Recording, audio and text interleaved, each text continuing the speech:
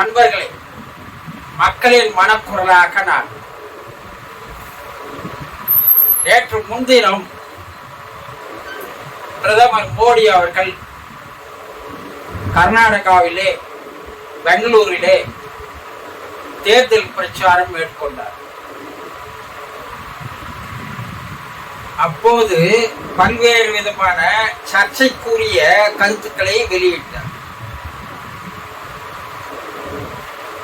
பெண்களுக்கு ஏதோ பிஜேபி மட்டும்தான் பாதுகாப்பு தருவது போல ஒரு மாயையை உருவாக்கினார். பிஜேபி என்பதே பாரதிய ஜனதா கட்சி என்று பெயர்.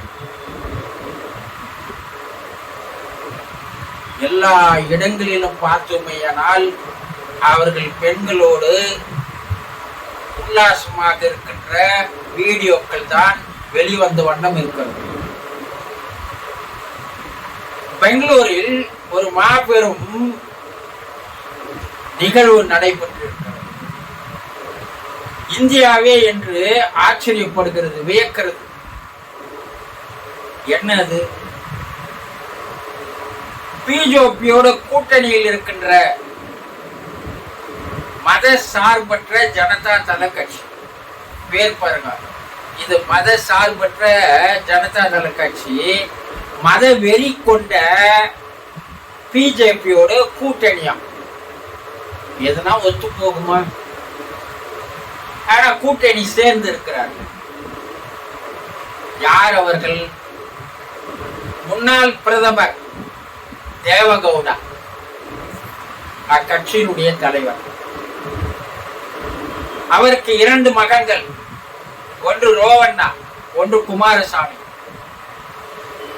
குமாரசாமி எக்ஸ் முதல்வராக, கர்நாடக முதல்வராக இருந்தவர். ரோவண்ணா முன்னாள் மந்திரியாக இருந்தவர், தற்போது எம்எல்ஏவாக இருக்கிறார். அவருடைய மகன் பிரிச்சுவல் தற்போது எம்பியாக இருக்கிறார் ஆசன் தொகுதியிலே. பிஜேபியோடு கூட்டணி சேர்ந்தால் என்ன கதி? அவர்களுடைய வாசனை இவர்களுக்கும் அடிக்கும் அல்லவா? இந்த பிரிச்சுவல் என்பவர் தேர்தல் 26ஆம் தேதி நடந்தது. 24ஆம் தேதி கர்நாடகா முழுவதும், அந்த ஆசன் தொகுதி முழுவதும் பல்வேறு வீடியோக்கள் வாட்ஸ்அப் மூலமாக அந்த தொகுதி மக்களிடையே பரவ ஆரம்பித்தது. கர்நாடகா முழுவதும் பரவுகிறது. ஒரு 2000க்கு மேற்பட்ட பென் டிரைவுகள் பல இடங்களில் தரப்பட்டு இந்த வீடியோக்களை நீங்கள் பாருங்கள் என்று தரப்பட்டு இருக்கிறது. அந்த வீடியோ வெளிவருவதற்கு முன்னால் இப்படிப்பட்டவனுக்கு நீங்கள் ஓட்டு போட வேண்டுமா என்று கேட்டிருக்கிறார்கள். என்னன்னா, 300க்கும் மேற்பட்ட பெண்களோடு ஆபாசமாக இருக்கின்ற களியாட்டங்கள் கொண்ட வீடியோக்கள் அவை. 300 பெண்ணா? 300க்கும் மேற்பட்ட பெண்கள் என்று சொல்கிறார்கள். 2000 பென் டிரைவுகள் தனித்தனியாக இருக்கிறது என்று சொல்கிறார்கள். 2000 வீடியோக்கள் எங்களிடம் இருக்கிறது என்று சொல்கிறார்கள். 1000 பெண்களுக்கு மேல் பலாத்காரம் செய்யப்பட்டிருப்பதாக கூறுகிறார்கள். தன்னை நாடி வந்த பெண்களை எல்லாம் மிரட்டி உருட்டி அவர்களை கற்பழித்திருக்கிறார் தேவகவுடாவுடைய பேரன் பிரிச்சுவல் என்று சொல்லக்கூடிய அந்த ஆசன் தொகுதியினுடைய எம்பி. இந்தியாவிலேயே இது போல ஒரு நிகழ்வு இதுவரைக்கும் நடந்ததில்லை. ஏதோ 1, 2, 3 பேர்கள் இருக்கலாம், 10 பேர்கள் இருக்கலாம், 300க்கும் மேற்பட்டவர்களாம். இது என்ன குடும்பம் இது? தாத்தா பிரதமராக இருந்தவர், சித்தப்பா முதல் மந்திரியாக இருந்தவர், அப்பா மந்திரியாக இருந்தவர், இப்போது எம்எல்ஏவாக இருக்கிறவர். அந்த குடும்பம் எப்படிப்பட்ட குடும்பமாக இருக்கும் என்று பாருங்கள். இதுல இன்னொரு பெரிய விசேஷம் என்னவென்றால், அந்த ரேவண்ணா அவருடைய மகனும் பிரிஜுவலும் சேர்ந்து அந்த ரேவண்ணாவுடைய மனைவி மருமகள்கள் இல்லாத நேரத்தில் அந்த வீட்டில் இருக்கின்ற வேலைக்காரி பெண்களை எல்லாம் ஒரு அறையில் அடைத்து வைத்து அவர்களை துணி இல்லாமல் செய்து அப்பனும் மகனும் காம களியாட்டங்களில் மிஞ்சி விளையாடி இருக்கிறார். என்ன ஒற்றுமை பாரு அப்பனுக்கும் பிள்ளைக்கும். அந்த பெண் இப்போது வாக்குமூலம் தந்திருக்கிறார். ரேவண்ணாவும் என்னை மானபங்கப்படுத்தி விட்டார், என்னுடைய பெண்ணை பிரிச்சுவல் மானபங்கப்படுத்தி விட்டார். பெண்கள் ஒத்துக்கொள்ளவில்லை என்றால் அடிப்பது, துன்புறுத்துவது, பயமுறுத்துவது, சாடிஸ்தனமாக நடந்து கொள்வது, அதற்கப்பால் அந்த பெண்களை கற்பழிப்பது என்பது நிகழ்வுகள் எல்லாம் அந்த வீடியோக்களில் விலாவரியாக இருக்கிறது.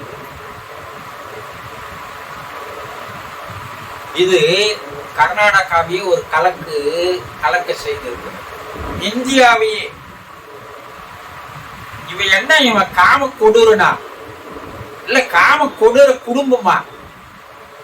என்ன நினைப்பது இவனை?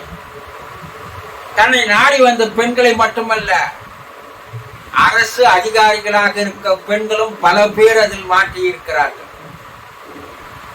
இந்த அரசு அதிகாரிகளாக இருக்கிற பெண்களை அழைத்து அவர்கள் செய்திருக்கிற தவறுகளை சுட்டிக்காட்டி, அவர்கள் வாங்கி இருக்கிற லஞ்சங்களை எல்லாம் சுட்டிக்காட்டி, அதற்கு பயமுறுத்தி பல அரசாங்க பெண்மணிகளையும் கூட தன்னுடைய காமத்துக்கு பலியாக்கப்பட்டிருக்கிறார்கள் என்பது வீடியோக்களின் மூலமாக வெளியே தெரிகிறது.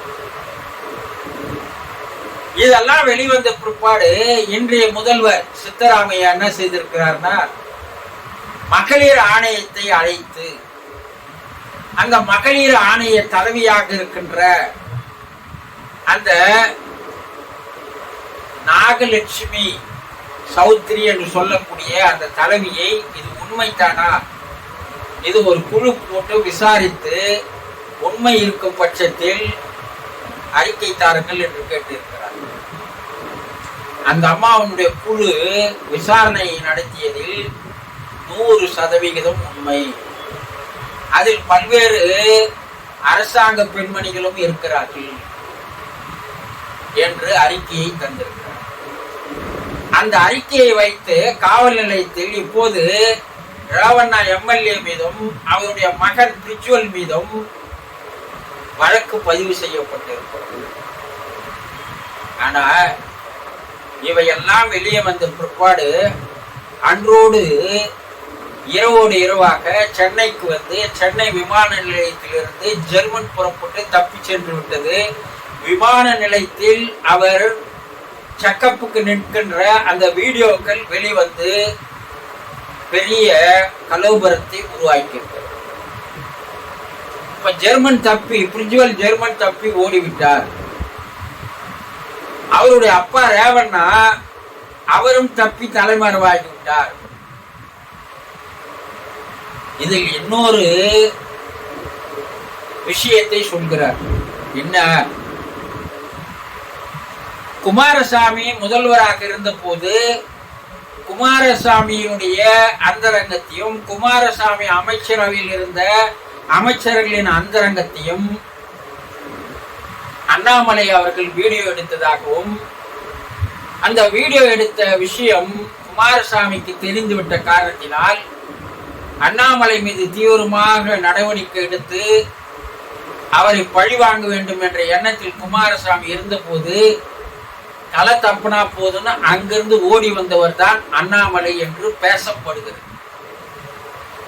கர்நாடக மக்கள் அதை தெரிவிக்கிறார்கள்.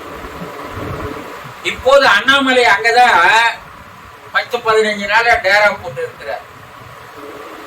ஒருவேளை குமாரசாமியினுடைய பழைய பகமை காரணமாக அந்த குடும்பத்தில் இருக்கின்ற பிரிஜுவல் மீது அண்ணனுடைய குமாரசாமியினுடைய அண்ணனுடைய பையன் பிரிஜுவல், ரேவண்ணாவுடைய பையன், அவனுடைய அந்தரங்க வீடியோக்களை எல்லாம் நம்முடைய வீடியோ மன்னன் ஒருவேளை வெளியிட்டு இருப்பாரோ என்று கர்நாடக மக்கள் சந்தேகத்தோடு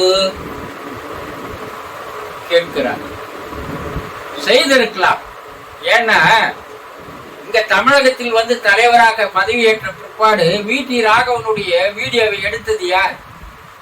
வெளியிட்டு வி.டி. ராகவனுடைய அரசியல் வாழ்க்கையை அழித்தது யார்? பல்வேறு நபர்களுடைய வீடியோவை எடுத்து வைத்துக் கொண்டு நான் அதை வெளியிட்டால் உங்களுடைய அரசியல் வாழ்க்கை அசமனமாகிவிடும் என்று மிரட்டிக் கொண்டிருந்தவர் யார்? என்னிடம் உங்களை பற்றி 6 வீடியோ இருக்கிறது, 10 வீடியோ இருக்கிறது, 12 வீடியோ இருக்கிறது, 16 வீடியோ இருக்கிறது என்று பல்வேறு அரசியல் தலைவர்களை மிரட்டியது யார்? அண்ணாமலை தானே. அப்போ அண்ணாமலை செய்திருப்பார் என்பதற்கு சந்தேகம் எதற்கு?